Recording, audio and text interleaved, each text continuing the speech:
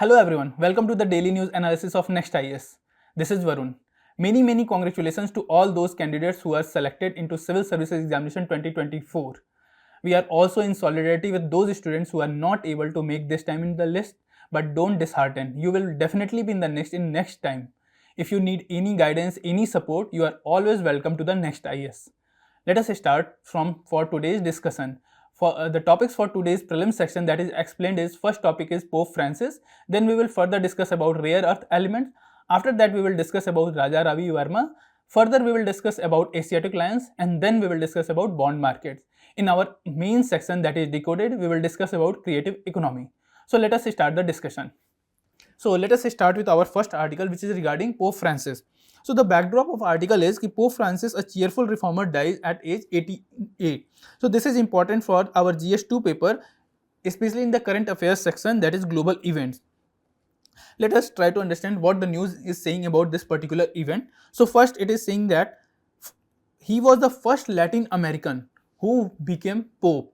So that is a very important achievement for anyone. Then his last message to the world was, there can be no peace without freedom of religion. So he always promoted freedom of religion. Thought, call ceasefire, release hostages. Further, in the context of India also, he maintained a very good relation with India and especially those churches which are in India. Besides it, India is also having 3-day state mourn in the given context of his death. Now, let us try to understand some of the facts about Pope Francis himself. So, he was born in 1936 in Argentina, that is in Latin America, that is South America. Beside it, his ordination was done in a Jesuit priest in 1969, and then he became bishop. Bishop means a priest which has influence over particular area. After bishop, there is archbishop. Archbishop commands more area than the bishop, and then next position is cardinal, who advises to Pope, and further Pope is the head of the priest of all the Christianity, especially Catholic Christians. So he became bishop in 1992 and then archbishop in 1998 in Argentina. After that, his further role we will discuss how he became Pope and what role he took. So he was the 266th Pope, and Pope are considered as lineage of Saint Peter, who was in 30th century BC. So Saint Peter was the first Pope, and from there this tradition and institution of Pope was established. Beside it, Pope Francis was the first South American who became Pope. After that, he is also first Jesuit who became Pope. The institution of Pope is occupied by first Jesuit, and that is Pope Francis. Beside it, there were particular views of Pope Francis regarding various issues, like he always advocated for social justice, poverty alleviation, and environmental protection. These three areas were most important, which he always focused and which he always advocated in the global affairs. He not only advocated but opposed various issues if those issues are not good for humanity, like trickle down economics. Beside it, he also criticized capitalism, especially in the context of inequality, because he feels that modern capitalism in modern format is promoting more inequality. Then he aimed at Church of Mercy. Always he believed that the role of church should be to promote mercy as well as inclusivity. So he always thought that the door of church will be open for all and everyone without any discrimination. Then he held various traditional views, especially on family and sexuality. These are the only areas where he has some reservation, and he felt that traditional views should be promoted. Then we will also discuss about some of the reforms which he initiated. Like for church itself, he initiated various reforms like Vatican finances. So what he did, he brought transparency, how funds are being coming, where it is going, who is using. So he created a mechanism so that these finances should be done in a transparent manner.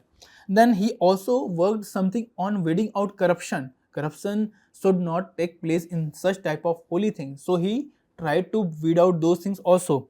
Beside it, he has worked immensely, especially in the area of child abuse. Many churches in last few years has been noticed that they were engaged in some form of child abuse. So he openly and strictly criticized these things, and that gave a clear message to church that these type of practices will not be accepted and it is against humanity. This is one of the worst form of thing which a humanity or which a human can do against humanity. Beside it, he has very broader global influence in the global order, like he promoted peace and dialogue, especially for other religions. When there is a conflict between religions, he always say that talk is the way forward. He also emphasized on ecumenism and he strongly advocated for the environment. So he was a voice for equality, he was a voice for peace, he was voice for harmony. Besides, he was a voice for global change, climate change. So these are the areas where he always influenced people. Now let us try to understand about the institution of Pope, some features and how Pope is being elected. So Pope is a spiritual leader of Roman Catholic Church. Roman Catholic Church is located in Vatican, that is the location of Vatican is in Rome, Italy, and there this church is located.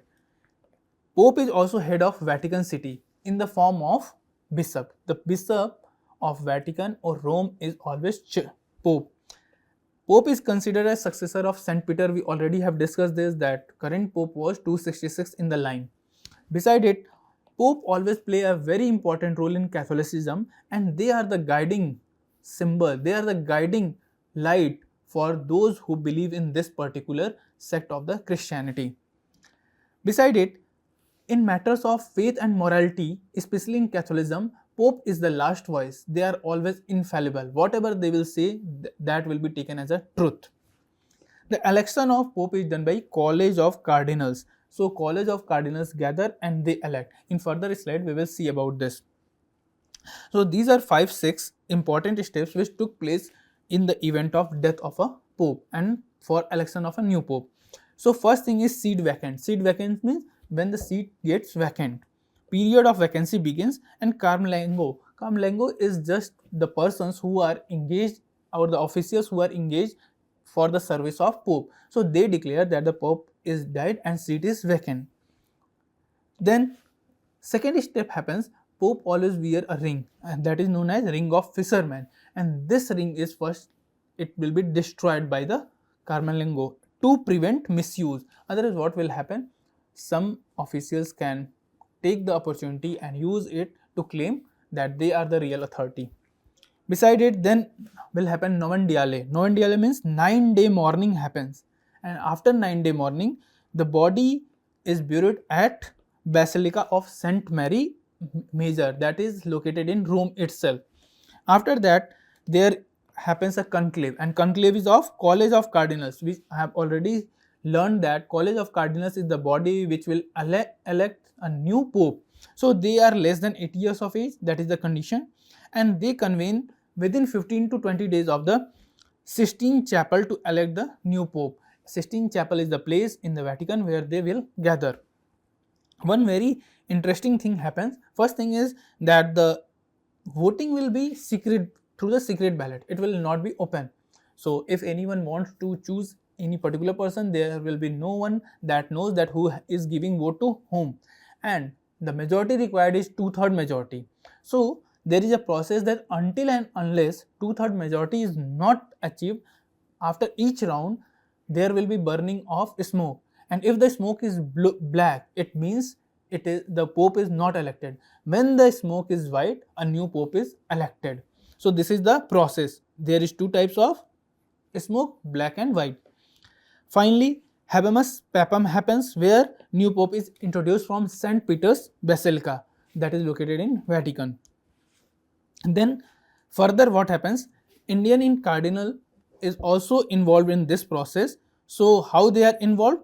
So basically they are involved with the help of 4 Indian churches. Leaders will cast their vote in the papal conclave to elect the new Pope, and these are the 4 votes which India, because it also has 2.3% of Christians, so as per 2011 census, so they also get a voice in the election of new Pope, like Cardinal George Jacob Covacad, then Cardinal Basilius Clemens will also be involved, then Cardinal Philip Neri, Cardinal Anthony Pula, and we can see all are below age 80. So that is one of the condition. Let us try to understand something about Catholicism and Protestantism. So Catholicism is basically the largest branch of Christianity, and it is basically centered on the Pope. We already have seen that Pope is a guiding light for Catholics in the Christian. The basic fundamental focus of Catholic is on scripture, like Bible is there, and church. So scriptures and church has a very significant role in Catholicism. But what happened during 16th century, because of some problems, some social evils being done, some wrong has happened, and due to which people at that time tried to reform this particular sect, and where from there it emerged Protestantism, and Protestantism was led by Martin Luther King in 1517. So it is a reform movement against perceived corruption. So what happened over the period of time, due to monopoly on the church, the priest, the bishop, they started promoting various wrong things, and in lieu of that they were also asking for money, and in that period of time Martin Luther started this movement to reform the Catholics.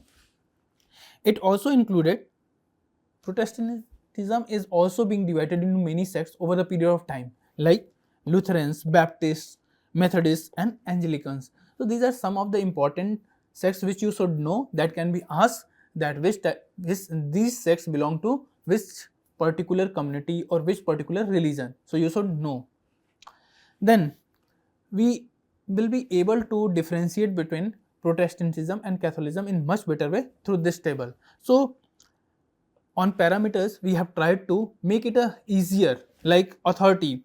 Bible, tradition and Pope is the authority in Catholicism, whereas in case of Protestantism it is Bible alone. So Protestants believe that it is the Bible that has authority to preach them, to give them instructions in their religious affair.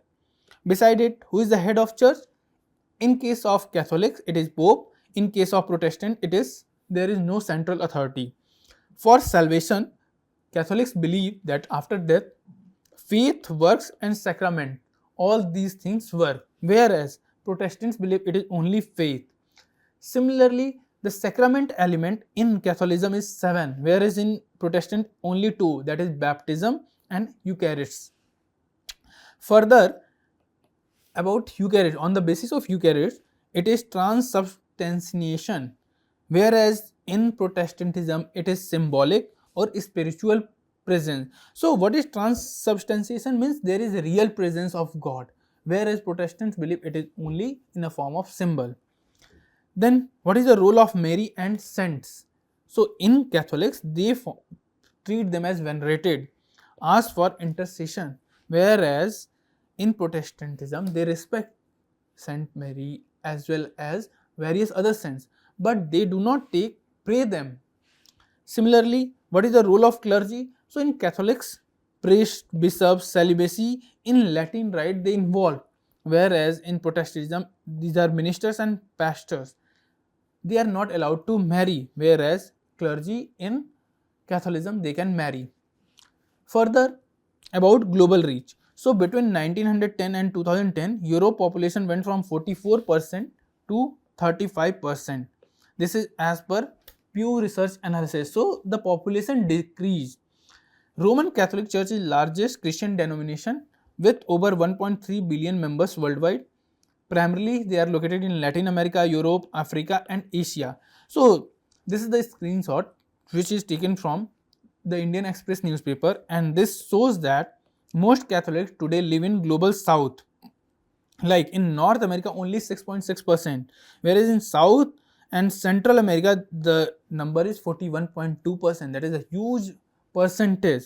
In Europe only 20% are Catholics, in Africa it is 20%, in Asia 11%, whereas in North America only 6.6%. So this is the very important data which help us to understand the spread of Catholicism throughout the world. For India, let us try to understand how Christianity has emerged in India and what is current status. So historically, in first century AD, what happened? Saint Thomas the Apostle has arrived in Kerala, especially in 52nd century AD. He established one of the oldest Christian community in the world in India in Kerala region, that is Malabar region. The Syrian Christians or St. Thomas Christians, this is how they believe. In medieval period, it was further expanded due to arrival of various European missionaries. They come and started preaching about Christianity. Further, during colonial period, what happened, especially in 16th century, the Portuguese focused on bringing Roman Catholicism, especially in Goa region. In 18th and 19th century, Protestant missionaries started to working in Tamil Nadu, Bengal and Northeast India. Further, post-independence, it grew due to education, healthcare, social work, especially with the scheduled tribes and scheduled castes. So, in tribal areas, they got more opportunity to work as they were not that much mainstreamed, and that's why this spread particularly in those regions also.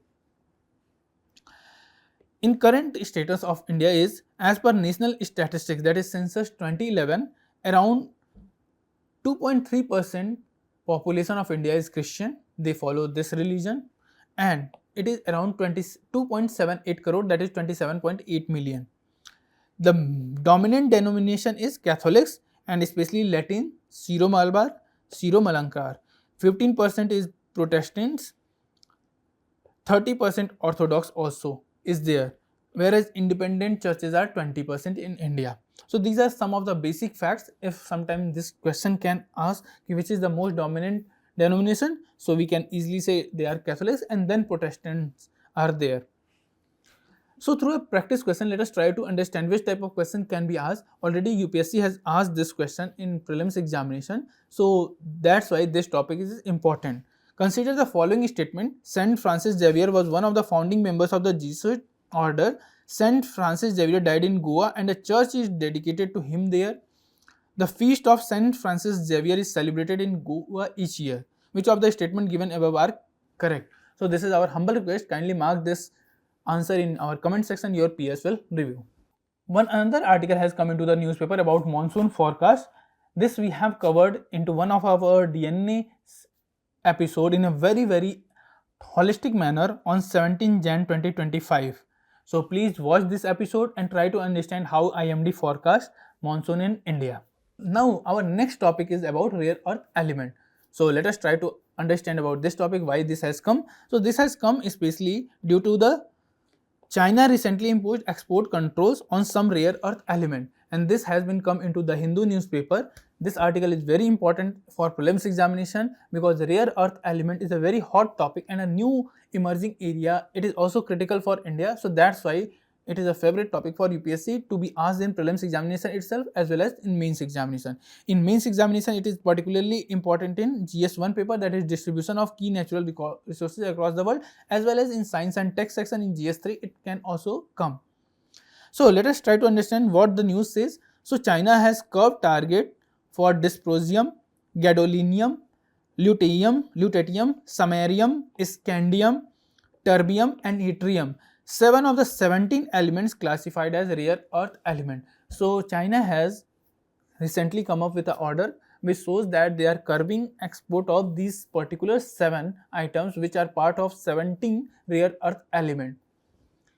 What are rare earth element? They are series of 17 substances in the earth's crust. These are found in earth crust. They occur plentiful in nature. Here the main issue is they are not occurring in the nature. They are occurring in the nature. But why there is rarity? Because there is the issue to isolate them, especially chemically.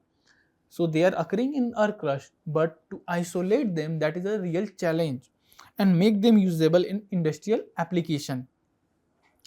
This diagram shows, this has been sourced from US Geological Survey, and this diagram especially shows that China has the largest reserve, known reserve, then Vietnam is there.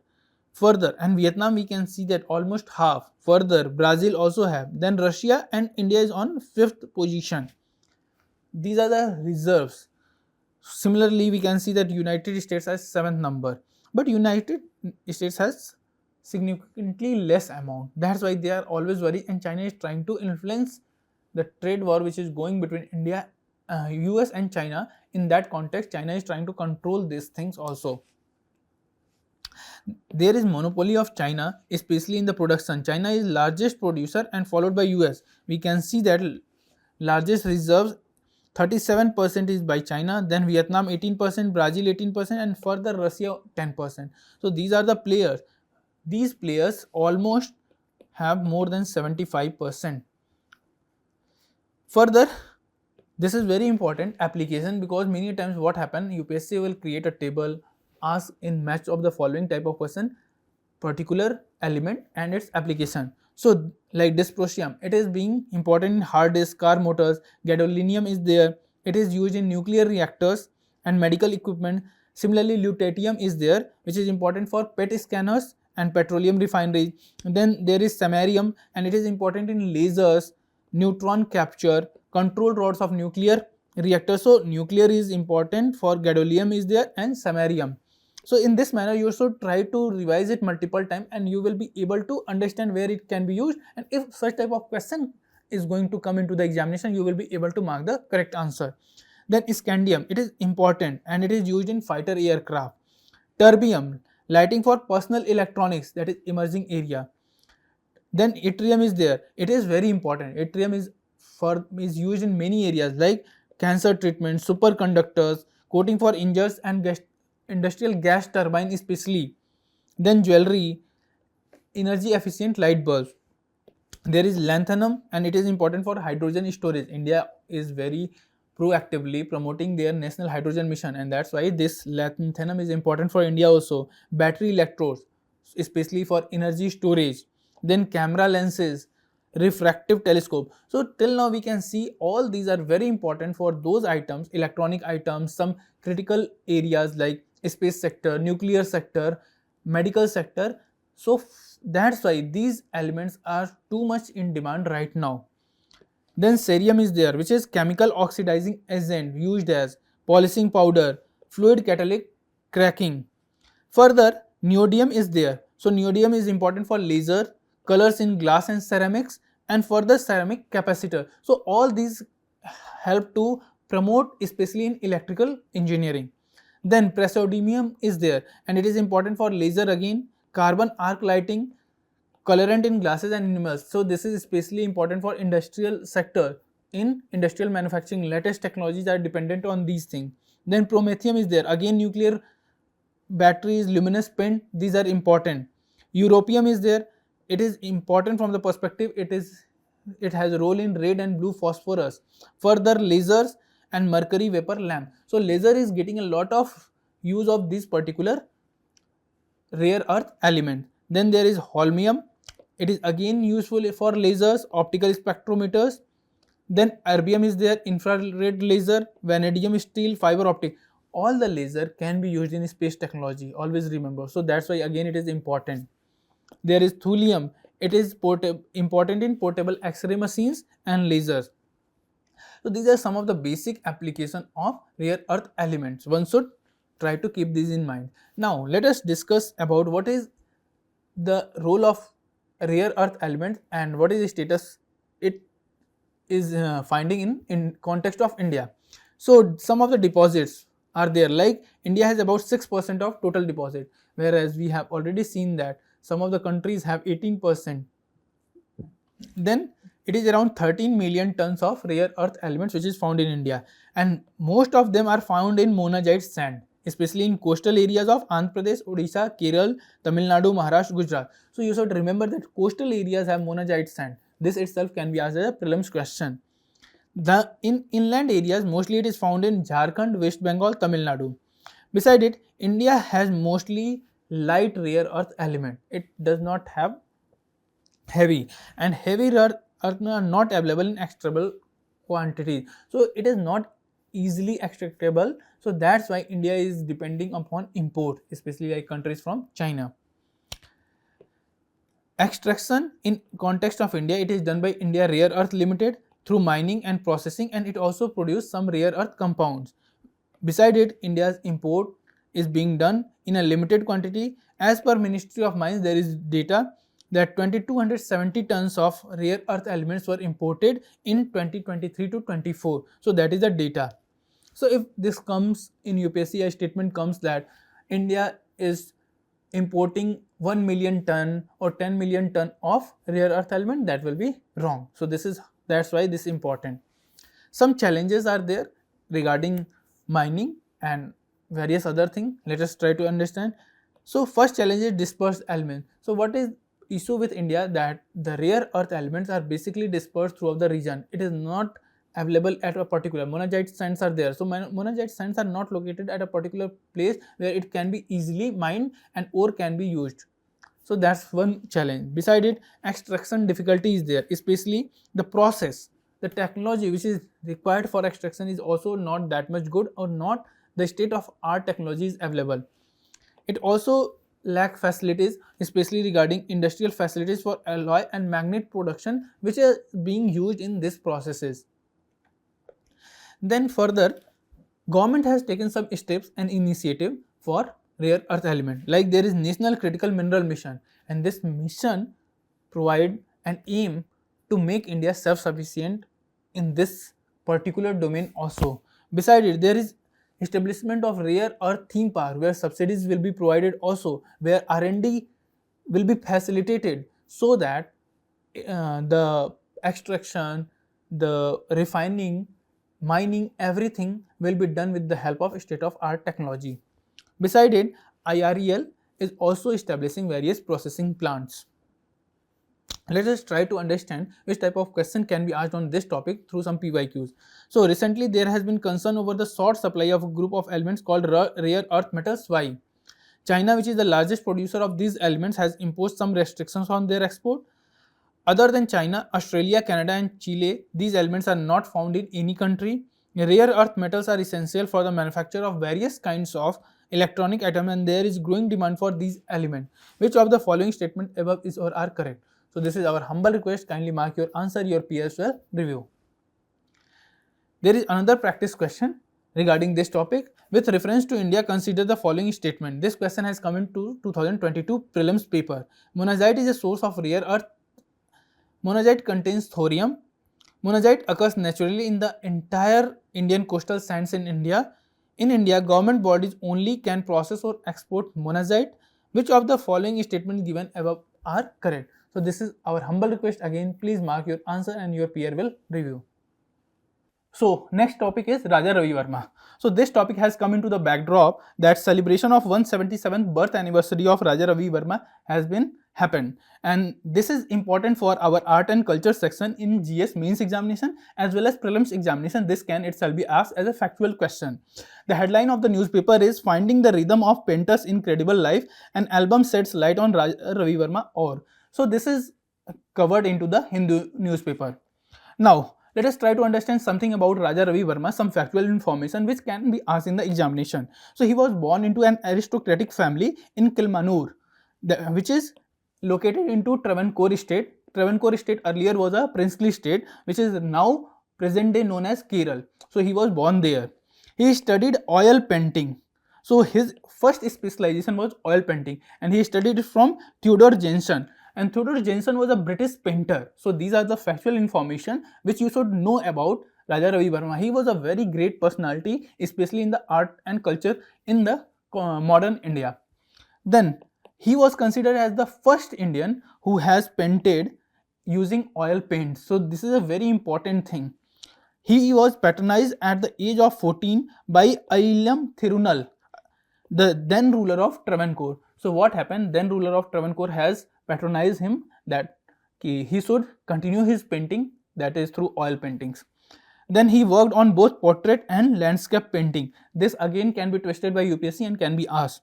Further, he has fused the two important art systems, European and Indian. European has very good techniques, whereas India has very good sensibility towards nature, towards humans. So that has been fused in his paintings. Further, he has done around 7,000 paintings. In only a span of around 30 to 35 years, he has painted so much paintings. Some of the most famous works are Damayanti talking to a swan, Then Sakuntala looking for Dushyant, Nair lady adorning her hair, and Santanu Matsya Gandha. So these are some of the famous and important paintings of Raja Ravi Varma. Various themes which he has always followed in his paintings are portrait scene of Mahabharata and Ramayana, that is one thing. Then he has also painted god and goddess, which particularly focused on Dalits.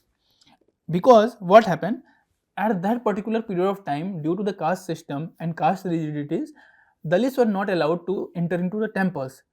So what happened? Raja Ravi Varma painted a lot of god and goddesses paintings, and those paintings were helping those Dalits to pray to the god. These paintings were accessed by those Dalits. Then beside it, he has also painted Indian men and women, but the theme was particularly inclined towards the position of men and women in the Indian society at that particular point of time. Further, he was given a lot of awards, like for his one of the most famous painting, Nair lady adorning her hair, he was given prestigious Governor's Gold Medal in 1873. Further, he had won first prize at an exhibition which was held at Vienna in 1913. Beside it, 4 movies has also been made on his life. He is also awarded with 3 gold medals at World's Columbian Exposition in Chicago in 1893. Again in 1904, British government itself, the British colonial government himself, they have provided Kaisar-e-Hind Gold Medal to Raja Ravi Varma. So these things shows the recognition of his work not only reached to India but beyond Indian borders. That's why this personality is very important for art and culture perspective of the UPSC examination. So let us through a PYQ or practice question try to understand which type of question can be asked on this particular topic. Raja Ravi Varma paintings have no Western influence. Ravi Varma is called Rafale of East. He was awarded the Kaisar-e-Hind Gold Medal. Which among the following statement is correct? So this is our humble request. Kindly mark your answer in our comment section. Your PS will review. Another topic which has come into newspaper about Greenland. So this topic we have already covered on 27 Jan 2025. So read this from the perspective of mapping also, and why it is in news. It is mostly in the news about because US want that they should take over the Greenland. So what are the provisions, how a country overtake another country, everything you should know about these things, about sovereignty from the legal perspective. In our episode of DNA on 27 Jan 2025, we have covered this in a very holistic manner. So please cover it. Now next topic is about Asiatic lion. So the backdrop of this article is for the first time in 16 years, a 5-year-old Asiatic lioness Mahagauri delivered 4 cubs at the Delhi Zoo. So that is an important and significant achievement. Importance it is in GS3 paper in mains examination, but in prelims examination this topic is very important, especially about the various characteristics and features of Asiatic lion, where they are found, the locations, the national park, wildlife sanctuaries which are related to them. So cover this from the holistic purpose. The headline of the topic is Delhi Zoo welcomes Asiatic lion cubs after 16 years. This has been covered into Indian Express newspaper. So before entering into further discussion about Asiatic lion, let us try to understand difference between Asiatic lion and African lion. So what happens? These Asiatic lions are mostly located into Gir forest of Gujarat region, whereas African lions are mostly in sub-Saharan Africa, like Serengeti National Park is there, Kruger is there. So these are the areas where African lions are there. Size of Asiatic lions are smaller as compared to African lions. So African lions are little bit larger in the size. The mean means the beard and everything of the lion.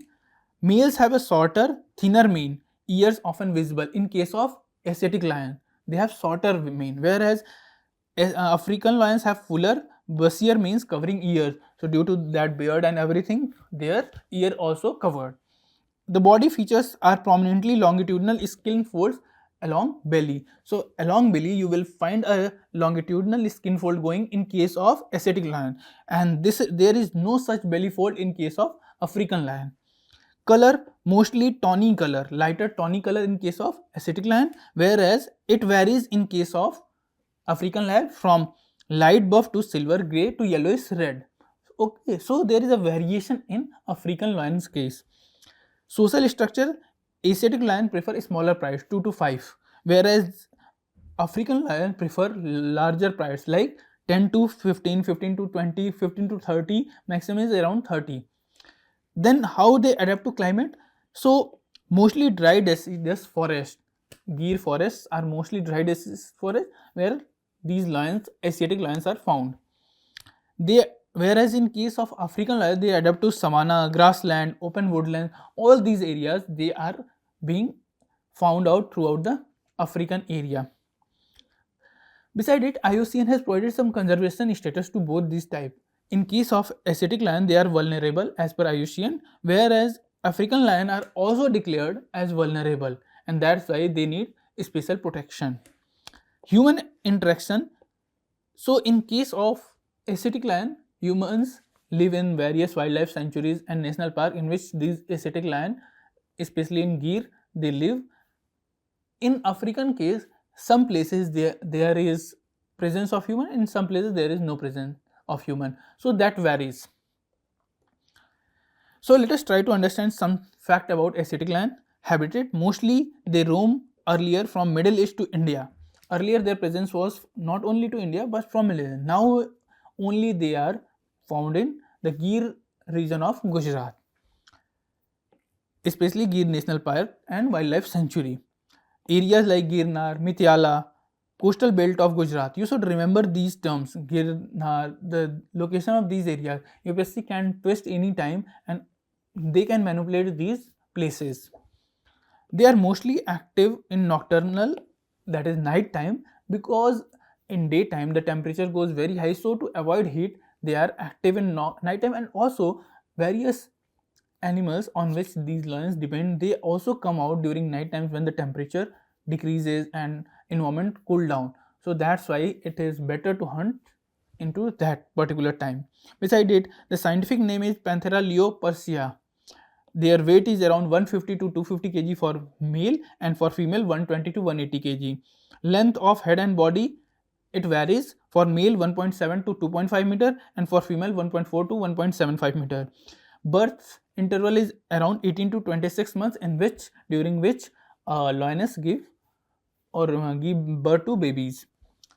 Typical diet is mostly they are carnivorous only, and lifespan is 16 to 18 years. So these are some of the basic and general information about Asiatic lion. Further, let us try to understand what is the conservation status from various perspectives. Like IUCN has declared them vulnerable. Wildlife Protection Act 1972 put them into Schedule 1 and 4. Highest protection is provided to Schedule 1 and Schedule 4 animals. Then CITES has put them into Appendix 1. CITES is related to trade in wildlife animal. So it put into Appendix 1. This means these animals cannot be traded. Species Recovery Program is also run by Government of India under Ministry of Environment, Forest, Climate Change. Under that also lion has been put along with like dolphin, tiger. Lion is also there. That is because it is a very important species. It is one of the keystone species. So lion is always keystone species, umbrella species. So always remember these facts. This can be asked in the UPSC prelims examination. Then how population of lion in India is varying over past 20 years. Let us see. In 2010, as per report, India has 411 lions. In 2015, it became to 523, and now it has become to 674 in 2020. So it is showing a upward trend, that is the protection, the conservation efforts are giving a good result in the context of India. There are various threats to their population, like inbreeding happens because the species does not have that much diversity as they are confined in a particular space, and only Asiatic lions are present in India. That's why. There is also problem of habitat loss, because earlier we have seen that they were roaming to Middle East, but now it is only confined to Gir area. Human wildlife conflict is also emerging, and which is again a threat for loss of lion. Because beside it, disease, especially in 2018, one particular disease like canine distemper virus outbreak happened, and due to which various lions was infected and some died also. So that is also a threat for their conservation and other efforts. There are also some special conservation efforts are going on, like protected areas has been declared. For example, Gir National Park, Gir Wildlife Sanctuary has been established especially for this Asiatic lions. Communities also involving, like Maldhari community has been living with lions. They are coexisting with them over a period of time, and that's why they are also focused on conservation of this particular species of lion.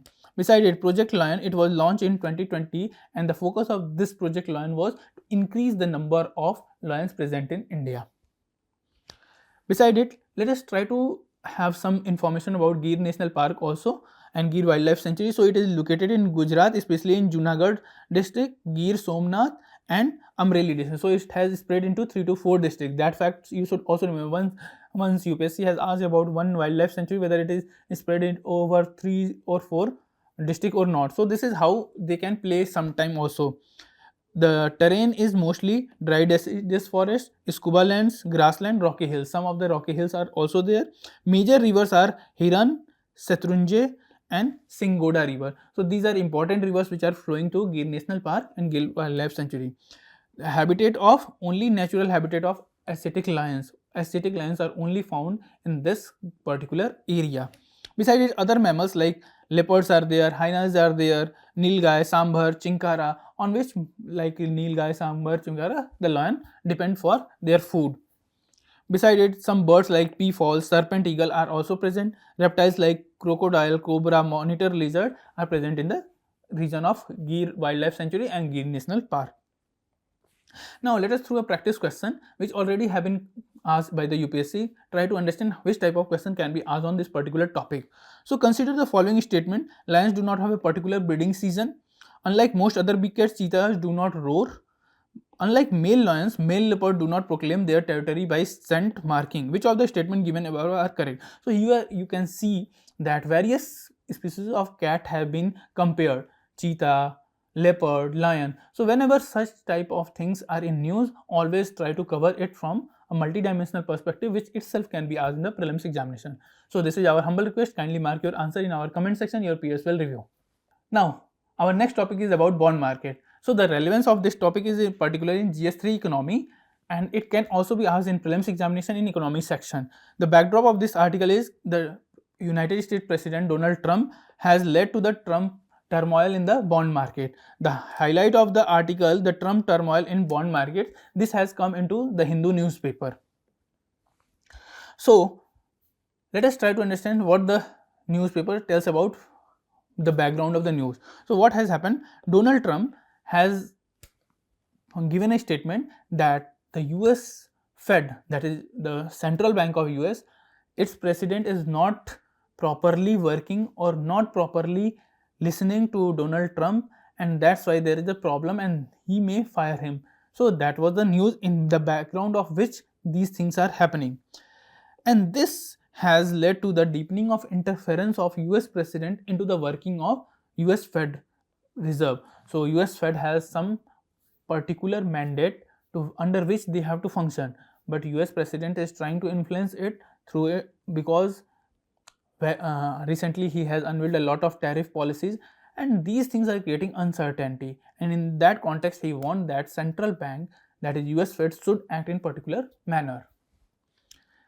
That had led to dollar and stock market to fall, and due to these turmoil put by the tariff as well as the threat or the statements regarding US Fed Reserve, these things has led to the turmoil at stock markets as well as devaluation of dollar.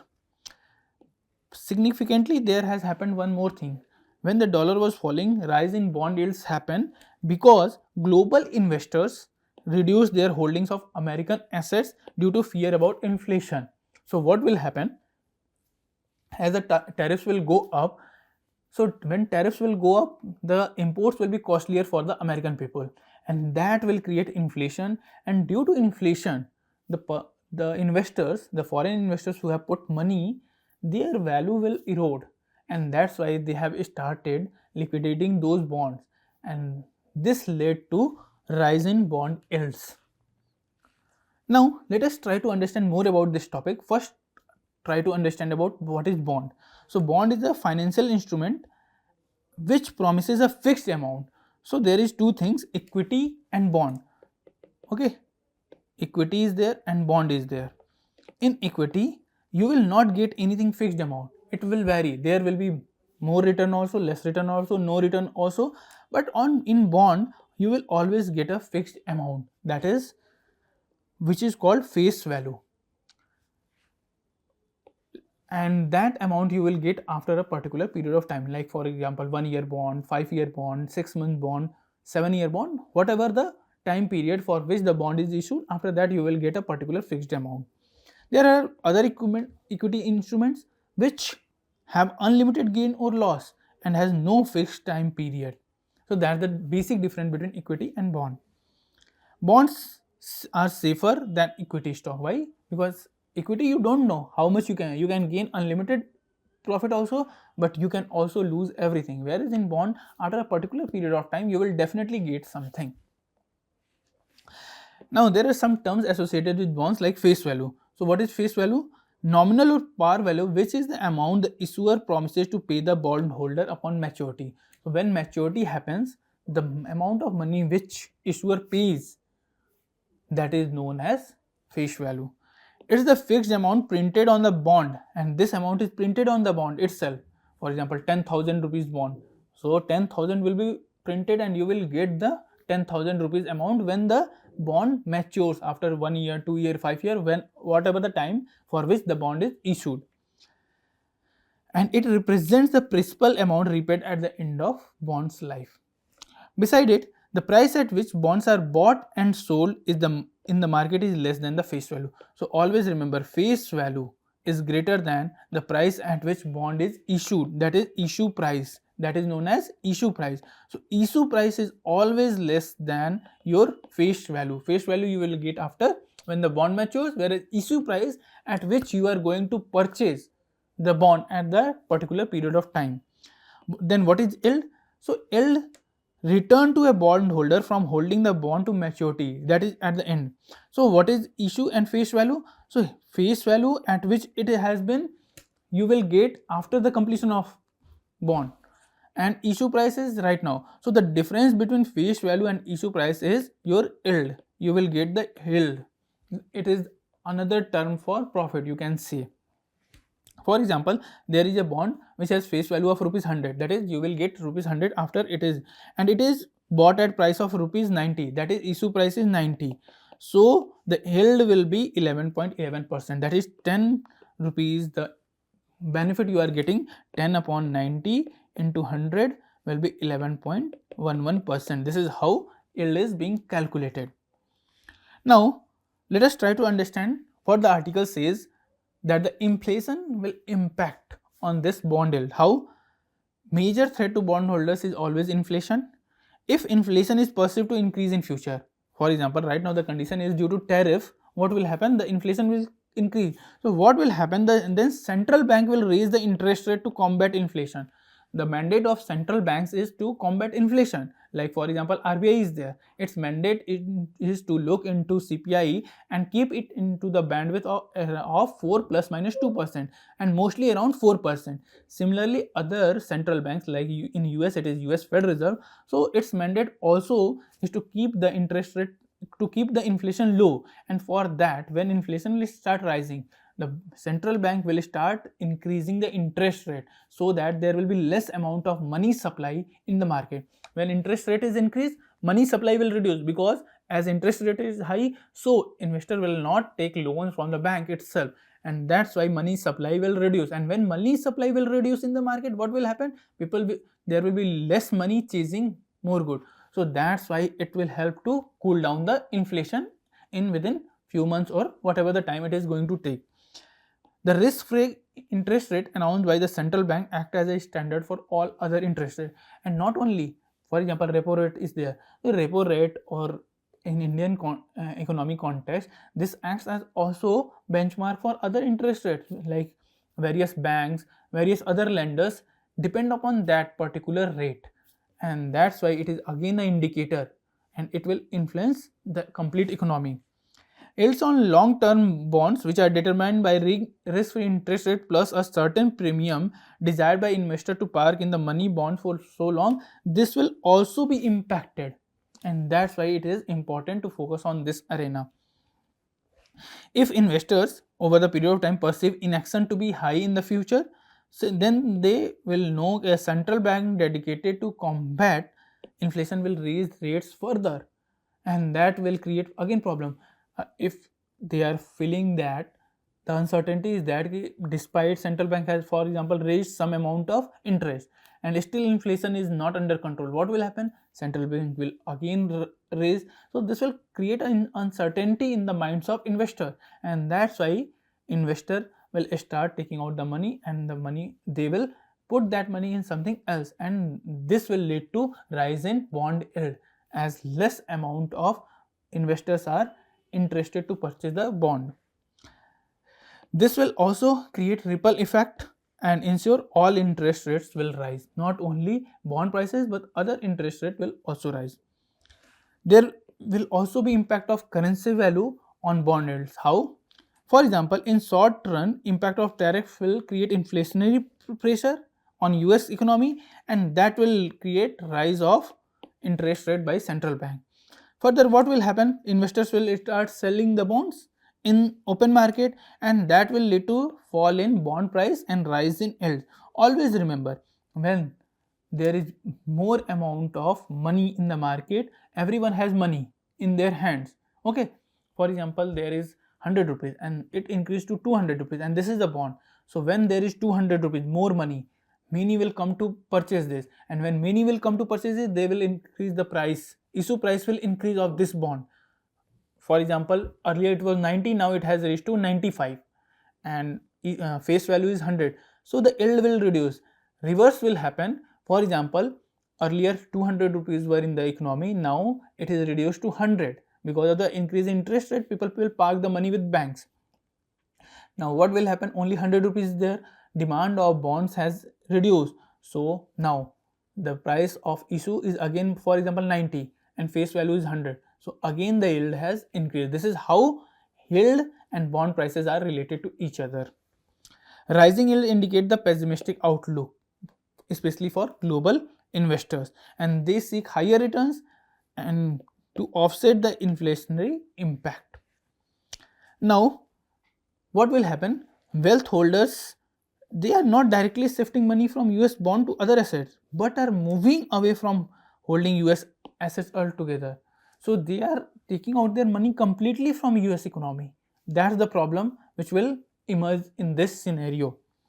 Also, some countries like Germany has a very good stability of their currency. So the currency is stable, inflation is stable. So these countries will become substitute for the money which has been fleeing from US and other economies, and that's why euro, along with that, euro is also providing a strong and stable currency, and that's why German bonds are becoming a substitute for other economies like US. Beside it, there is also impact of these things on developing world. So what happens in developing world? Government is too much dependent to take loan or to issue bonds, especially for social sector spending. Okay, and for that they issue bond. But what will happen again? As there is pressure in bond market because of various restrictive measures like FRBM Act is also there, beyond which government cannot issue more than that, or they cannot borrow more than that. So these measures create a problem in the economy, especially for the government, that they cannot purchase more also and they cannot issue. But what is happening also, the investors are fleeing from these volatile markets where currency is either devaluated or inflation is too high. So again that will create pressure on the local bond market itself, and yield will rise. When yields rise, what happens? Government has to pay more. Okay, government has to pay more. For example, if the bond prices are high, this is, for example, let us try to understand this in a very good manner. 90 is the issue price government has issued, and 100 is the face value. But what happened? The bond price has increased. So what will happen? It is 95. So only rupees 5 is the difference for which government has to pay. But the problem will happen if the bond prices are low, for example it becomes 88 or 89, now government has to pay more, and that will create the problem. So that's why keeping bond prices high and keeping yields low, that is the main motive of government, and these things are disrupted due to these things. This can trigger rising yields and falling currency also, the flow of money from any particular economy like Indian economy, and that's why developing world feel more heat when such type of things happen, especially when investments are being taken out from the country in the form of FIA or FPI. When they pull out, trade disruptions also will happen because of the tariffs which have been put, and that will lead to loss of valuable export market earnings. Also investors will search for safe harbor. So these are the overall impact which economies are going to feel due to the rise in bond yields, and that's why this is very important that tariffs and the trade war should be tackled in a very sensible manner so that economies do not feel disruption and bond markets should be stabilized. Now through a practice question, let us try to understand which type of question can come on this particular topic. So there is statement 1, if the United States of America were to default on its debt, holders of US Treasury bond will not be able to exercise their claim to receive payment. Statement 2 is the US government debt is not backed by any hard instrument but only by the faith of the government. Which of the following is correct in respect to the above statement? This question has come into prelims examination of 2024. This is our humble request. Kindly mark your answers and your peer will review. Now we are moving to discuss our one of the most important article that is related to creative economy, and this article is important for mains examination especially. So this has come into the Hindu newspaper, and the backdrop of this article is to become a $5 trillion economy, India needs to reject its approach to innovation supported by creativity at all levels. So the relevance of this article, it can also be asked in prelim examination that what is creative economy. Beside it, in mains examination, it is particularly important for paper GS3. Through a PYQ, let us try to understand which type of question can be asked. Distinguish between care economy and monetized economy. How can the care economy be brought into monetized economy? Through women empowerment. This question has come into mains 2023 examination for 15 marks. So that's why whenever there is a new term or is being termed into economy, that there is a high probability that UPSC will focus on asking such type of concept in mains examination. Now what we will cover in this particular topic, so we will first further discuss about what is creative economy, then some of the facts which has been stated in this particular article itself. After that we will discuss what is the importance of care economy for India, what are various challenges, and then what are the various key initiatives being taken, finally the way forward, and after that through a practice question we will try to answer a question. So what is creative economy? So creative economy is basically original ideas. It is focusing on substantive amount of original ideas, some skills and imagination or social behavior. So it is basically regarding to originality of the ideas, originality of the skills. That is what creative economy is. Further, it also focuses on adaptive skills. A lot of various skills like communication skill are being treated as adaptive skills. It is not repetitive and it is related to technological change. For example, AI is coming and AI is bringing a lot of change in behavior of humans. So that's what adaptive skills are needed, and these all things are covered under the umbrella our creative economy.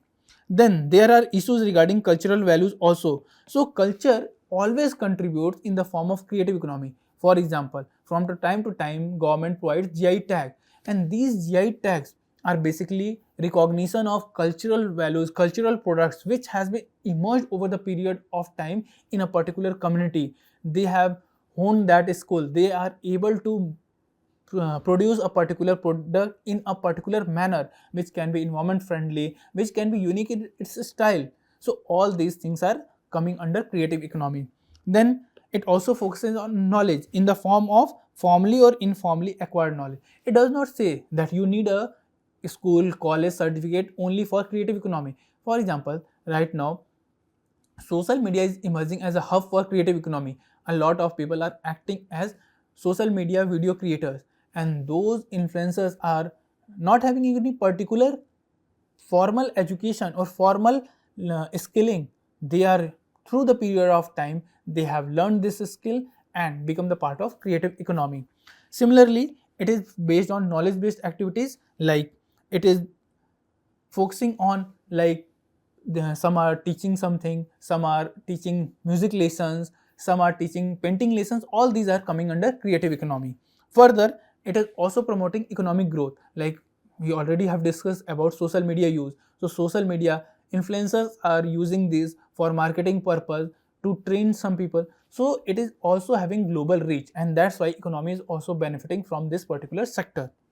Now, the article is stating some of the facts, especially for global world as well as India, in related to this creative economy, and one by one we will see. Like annual revenues is being generated about $2 trillion. That is substantive part. It is almost 2 to 3% of the global economy.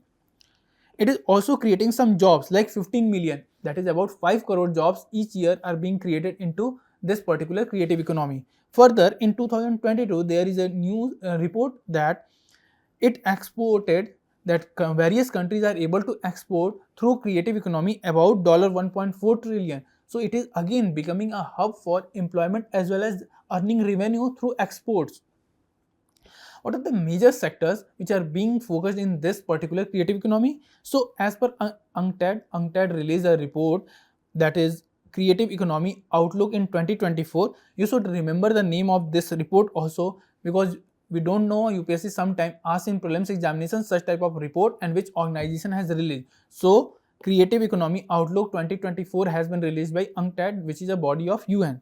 So it says that 3 sectors are important and they are contributing most, like software services 41%, then research and development 30.7%, advertisement, market research and architect again 55.5%. So these 3 almost covering about 85 to 87% of the creative economy. That's why these sectors are very important.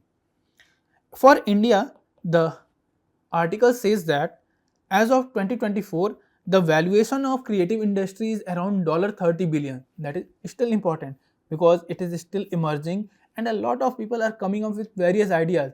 $30 billion is also a significant amount of contribution.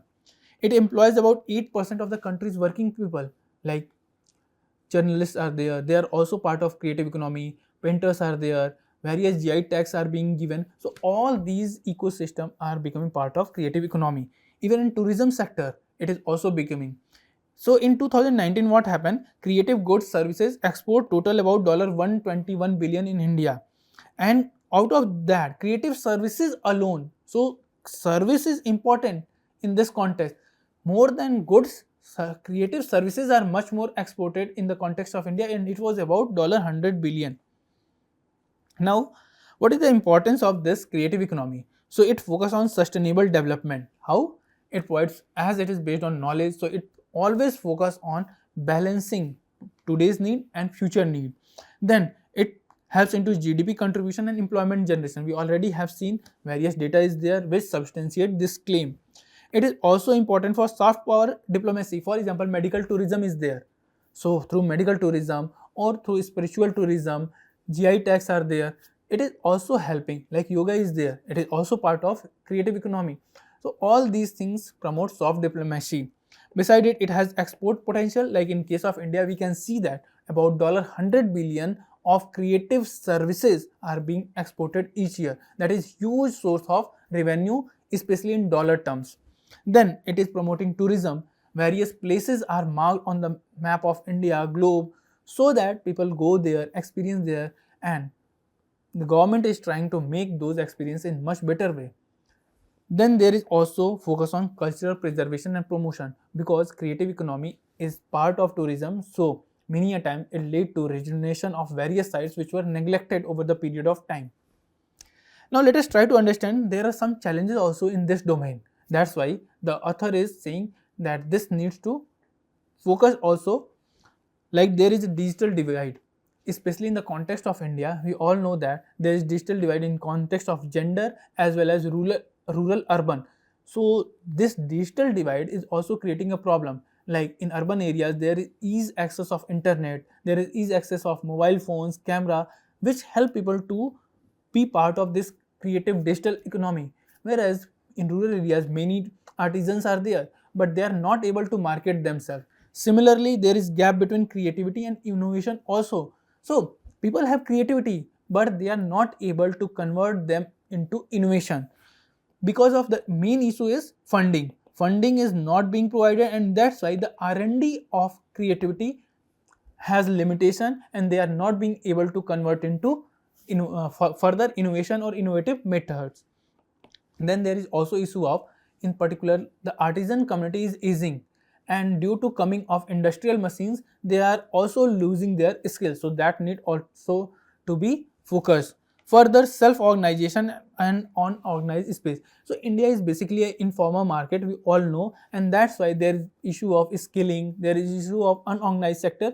So that is also creating problem to achieve complete or full potential of this particular creative economy. Some key initiatives has been taken, like UNESCO has Creative Cities Network. For example, Hyderabad is also declared as the part of this initiative. So this is again bringing focus on this particular arena. India has All India Initiative on Creative Economy. Again, this helps India to start awareness about these particular sector. Besides, there are zonal cultural centers, and these facilitates various local artisans and other people. Further, there is National Creator Award. This helps to not only create awareness, but also it helps government from time to time reward those persons who are having this special skills. Now, what should be the way forward for this particular creative economy? So investment should be scaled up. Much more investment should be brought in this particular context. Then focus should not only be on broader state level or national level, but also on the grassroots, on the regional level, at the district level, and especially in rural areas there should be focus. Further, it can also focus on IP protection. The IP regime in India is still weaker, and if the creative economy is going to get further boost, the person who is going to create, for example, a music is being created, a song is being written, that should have adequate IP protection. Otherwise, the person will not be that much motivated in future to create these things. And then we can learn from one district, one product initiative. We can launch such type of innovative scheme, particularly for creative economy also. So through a practice question, let us try to understand which type of question can come on this particular topic and how you should approach that. To what extent India's creative economy can contribute to the goal of a $5 trillion economy? Enumerate the challenges in achieving the Indian creative economy's full potential. So for introduction, we can mention about the report that India's creative economy is able to help India to reach exports of around $21 billion. Then in body, first part will be, because the keyword is to what extent. So first we have to show the achievement. So in first part we will write about the achievement or the potential or the role, you can use any keyword, of creative economy to achieve the goal. So here you can make it multidimensional by writing about how it is helping in R&D, how it will help in further tourism's potential. So all these sectors you should mention. Then limitations or challenges, then we will mention the challenges which are creating hindrance. We will write the challenges, and as it is 15 markers, so what we will do, we will write a way forward also, including some of the government initiatives which we have discussed already. You should mention those things, and then your answer will be a much more oriented towards means examination. So that's all for this particular topic. So if you like our video, this is our humble request, please share this video, comment on this video. Thank you.